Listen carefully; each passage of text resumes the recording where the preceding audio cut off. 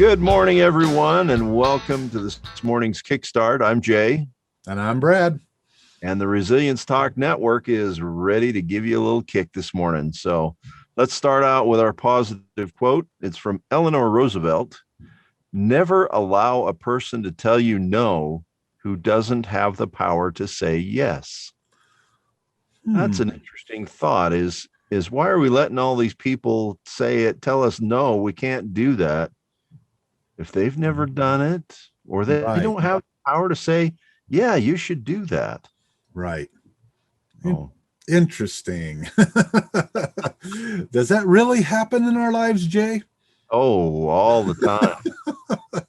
We let a lot of people tell us no, that we can't do something, or we shouldn't do something, or we're not good enough to do something, or whatever. It happens all the time. All the time. Yeah, because our resilience tip goes kind of hand in hand with the quote today. So let's put this out there so you can further understand it. Do we need to be law-abiding citizens? Absolutely. Because when we have, I tell people this all the time, well, especially teenagers, when I work with teenagers, they hate rules, right? Well, we hate rules too. Well, guess what? Why are rules there? Rules are there to keep us safe, period. Okay. Well, yeah. Yeah. I mean, every law that's on the books today, it's because somebody got hurt. And so whether it's financially, physically, emotionally, spiritually, whatever. And so they put a law, somebody went and put a law on the book saying you can't, intervene here, or you can't say this here, but that's where all of the laws that we have on our books today, that's where they came from. Somebody got hurt, and so it's meant to keep us safe. All right. Just to give you a little bit different perspective, just think if we didn't have any traffic laws. Yeah, it would be a little rough out there, right? Because again, as long as everybody, isn't this weird to think, as long as everybody obeyed the laws that we have in place now and did them right to the T, we'd never have any accidents. Yep. But what happens? Somebody runs a red light. Somebody runs an orange light. I'm guilty of that. Think about that one. We call it pink light. Right. Or run a stop sign or take the wrong turn. That's when something like that happens, or it goes too fast for the conditions or whatever.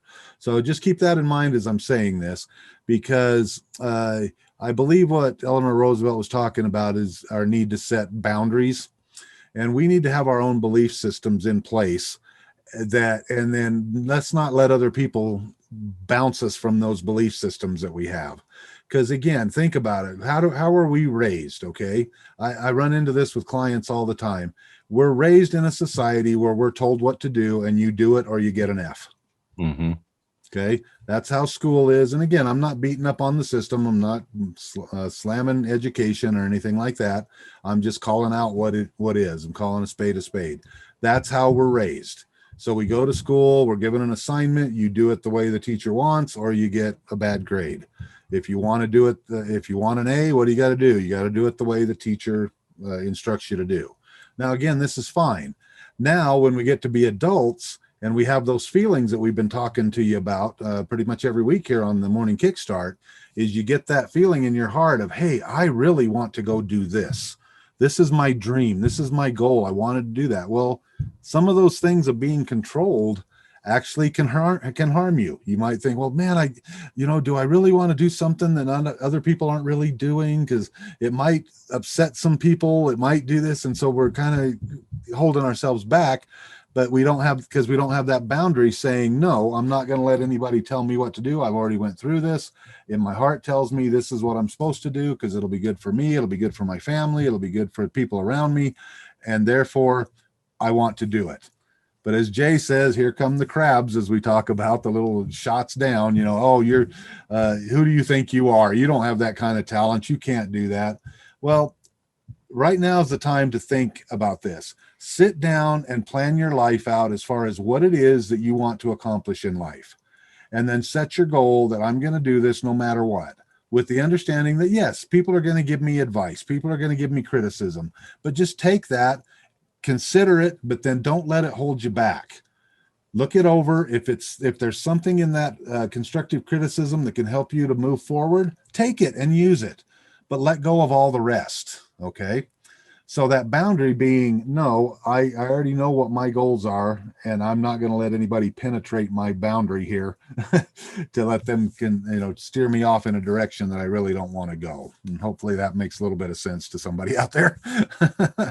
Makes total sense to me, Jay. But I've got a question for you, Brad. If yes, we're please. talking about this being trained, all Yeah. through our school years, we're basically trained to do what the authority says to do and turn it in.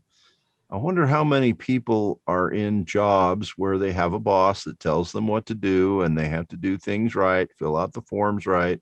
They're in a job that because that's comfortable for them. Yeah. Because all their life, all they've known is do what the authority figure tells you, turn out your product, and go home at the end of the day. Yeah. And so we're training our children not to be these dream seekers. We're trying to pound them into the to mold them into something that exactly. And so, well, I want to make sure I'm abundantly clear on this. There's a fine line there between being a rebel and and doing as far as like working for a company. I mean, they're paying you to do a specific job, right? However, if along the way you feel like, you know what, this could be done better, it could be done more efficiently, it could be done higher quality with less money, and if you get those thoughts, don't just do them. Okay, because see, if you did, that's when you're going to get in trouble. That's when you're crossing your boss's boundary. Okay, because he's paid to help, to keep things at a consistent level. Right. However, if your heart tells you this, go to the boss and say, hey, I've got some ideas here, and see what they say. Okay. Guess what? A lot of bosses, they're starting to listen. They didn't used to. I mean, they used to be just shut up and work and do what I tell you and go home and be happy. That used to be the attitude, I think, back when we were growing up, Jay. But now there's so much competition out there that companies do want to get better, and they're listening to their employees. And who knows, by you implementing something like that, you just could get a raise or a promotion or something. Or a bonus or something. Or bonus or something. You don't know until you put that out there. So don't let your fear stop you. Okay. You'll feel the fear. Oh, I don't really want to tell the boss. What if he thinks I'm stupid? What if he think? No. Go talk to them. Period. That's your challenge. All right. And so keep that in mind. We're not telling you to just become a total jerk and just do that. But if your heart's telling you this, well, and again, this is how things are changing so rapidly, Jay, in our markets, because somebody will be working at a company, let's say a computer company, and they'll go, well, I can build this computer even faster than this. Let me take it to the boss. And the boss says, shut up and get back to work. Yeah. Well, that person goes, well, I've got a good idea here. So I'm going to go find somebody with some resource capital or borrow some money from the bank, and I'm going to start my own company. Boom. The old company's out of business, and now you're the star. I mean, this is why things are turning over so quickly, is because there's so many ideas and so many new things, new technological things coming out. And it's happening at a record pace. I've heard this so many different times that there's so many ideas out there that could be implemented, but the price is so high, nobody will pay for them. Yeah. And so it's it's just crazy what's happening in our society. There's so many opportunities, but take the time to, again, follow your heart, and hopefully you can see what I'm talking about there. Yes, if you're at a company, it is their rules, and you need to work within those, but there's nothing stopping you from going to the boss to see if you can change some things or upgrade some things. Nothing wrong there.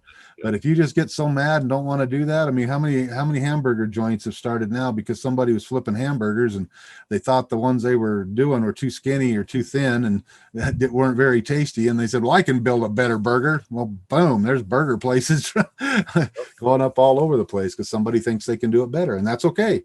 That's innovation. That's what makes our world go around, with our small businesses and our economy and stuff like that. So anyway, so hopefully, well, let's move on to our fun fact. How about that? Let's do it. Okay, today, April 29th, is International Dance Day. So put on your dancing shoes, Brad, or get ready to step out. Dancing is universal. Woven into virtually every society all over the world, humans simply love to dance. It brings us together, whether we are the ones on the dance floor or are watching the professionals' performance of others. Dancing is exhilarating and impressive, Let's honor the world of dance today together. Mhm. So dance like nobody's watching today. Oh, I love it. Well, I have 2 daughters that were in dance classes and everything. And then I have my sister-in-law who teaches dance at a local high school. So there you go. I've got some dancers. That's enough for me. Okay. So make sure you say happy International Dance Day today. Will do. All right. Well, that wraps us up for today's morning Kickstart. We love having you here listening to us. Send us a note, info@resinstalk.com. If you got a question, comment, disagree with us, agree with us, let us. Yeah, So, bring it on, baby. Bring it on, Brad. Brad's ready for everybody. So. And I might even answer some questions. So that's right. All right. Well, that's it for today. We'll see you again tomorrow. All right. Tomorrow's Friday. We'll see you then.